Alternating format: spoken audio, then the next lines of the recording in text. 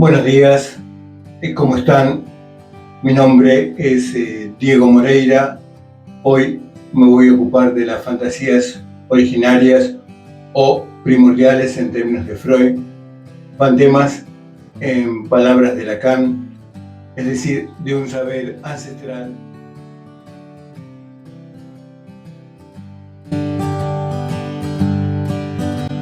Ahora bien, ¿a qué me refiero con estos términos? Evidentemente se requiere de un mayor esclarecimiento.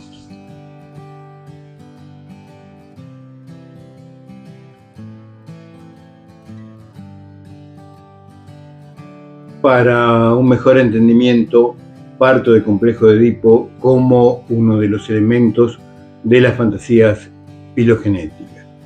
Se trata de un conjunto de relaciones profundamente arraigadas en las fantasías originarias, conocidas como Urfantasien en términos de Freud, o fantemas en palabras de Lacan hacia 1969-70.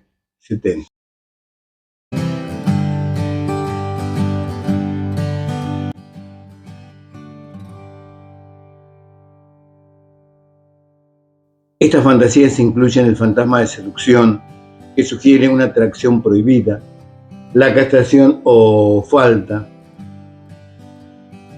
que representa el miedo a la pérdida o castigo, y la escena originaria, que evoca la percepción infantil del acto sexual parental. Estos elementos, que implican una memoria y una transmisión, son fundamentales para entender la formación de lo anímico en las primeras fases del devenir psicosexual. Se trata de una memoria y transmisión filogenética. ¿Y cómo se configura este complejo? En dos tiempos lógicos, la niñez y la pubertad, que opera de enlace y sus metamorfosis. En este último hablamos de un segundo despertar que involucra una especie de revisión y un efecto de significancia, sentido, que puede enlazarse a la problemática del par antitético femenino y masculino. Lo antitético hace referencia a la dialéctica en la cual el par se encuentra involucrado. Y para Lacan, ¿qué es el complejo de Edipo? No es más que un mito, una narrativa que organiza la experiencia humana en la vida anímica. En contraste, el complejo de castración es fundamental, estructural, ya que introduce al sujeto en el mundo del lenguaje y la ley simbólica. Este complejo es el que verdaderamente estructura la vida anímica, marcando las posiciones del sujeto, del otro y la falta inherente en el deseo. Lacan, y sigo la traducción de Roberto Harari, se refiere a estas fantasías primordiales como fantemas.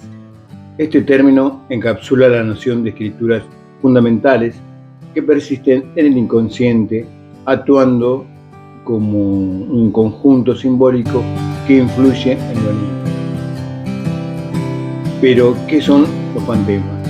Son estructuras subyacentes que dan forma a nuestras experiencias narrativas personales, conectándonos con un legado psíquico ancestral, un saber ancestral, la palabra del ancestro, es decir, del antiguo, que esboza el destino del sujeto.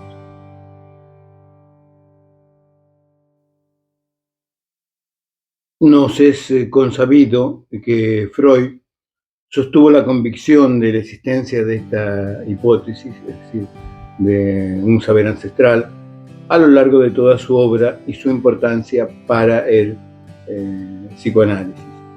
Así encontramos el itinerario dialéctico de esta hipótesis, desde la interpretación de los sueños hasta el esquema del psicoanálisis, pasando por Tótem y Tabú, el interés por el psicoanálisis, psicología de las masas, el yo y el ello y el hombre, Moisés y la religión monoteísta. Pero, ¿qué implicaba la filogénesis para Freud? En el interés por el psicoanálisis de 1913, menciona que la ontogénesis recapitula la filogénesis, aplicable también a lo anímico, lo que amplía el interés en el psicoanálisis. Este principio, claro para Freud y sus contemporáneos, fue propuesto por el zoólogo Haeckel, defensor de las teorías de Darwin.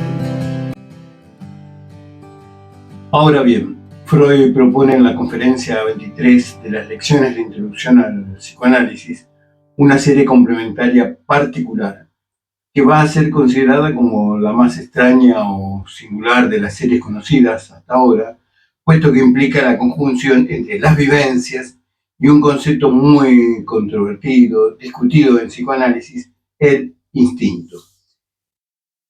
Dicho término va a ser definido por Freud hacia 1918 como formado por ciertos elementos de carácter filogenético que funcionan a la manera de categorías filosóficas o esquemas, esquema, que distribuyen o colocan universalmente las impresiones sensoriales y las vivencias por un lado, y por otro implican una suerte de saber previo, una preparación para entender, mediante una serie de contenidos, de huellas némicas, que se ofrecen para ser investidas por la pulsión.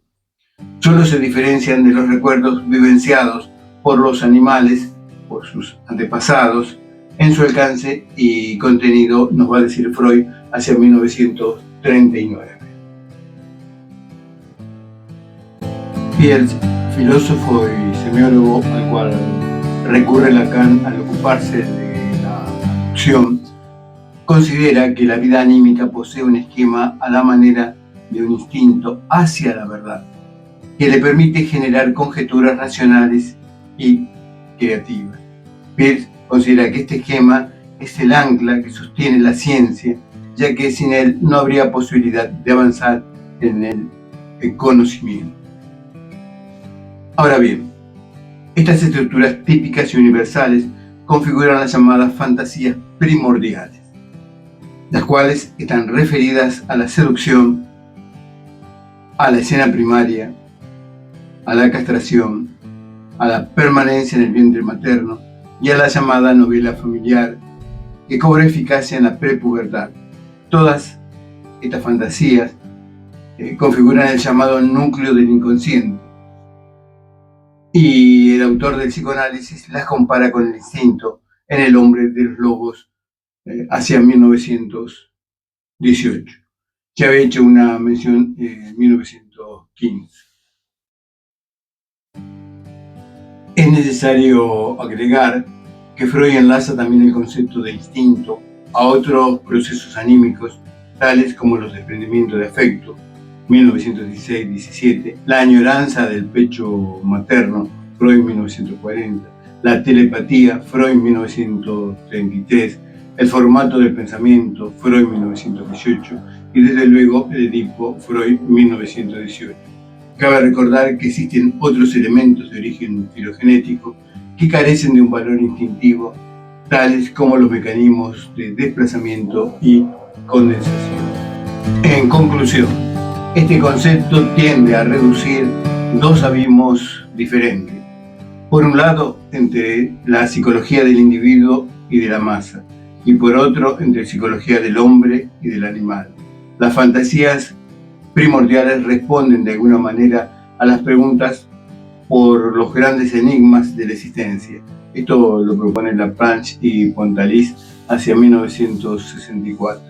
A las preguntas por las causas, por el origen de una historia, como los mitos colectivos, e implican en sí mismas la representación y solución de dichas problemáticas. En consecuencia, nos encontramos que las fantasías originarias pueden corresponderse con la historia personal del sujeto, la cual entonces va a ser organizada formalmente. Pero allí donde los acontecimientos individuales han sido demasiado rudimentarios o no se ajustan al esquema, sufren una transformación en el fantasma. Veamos ahora la bibliografía.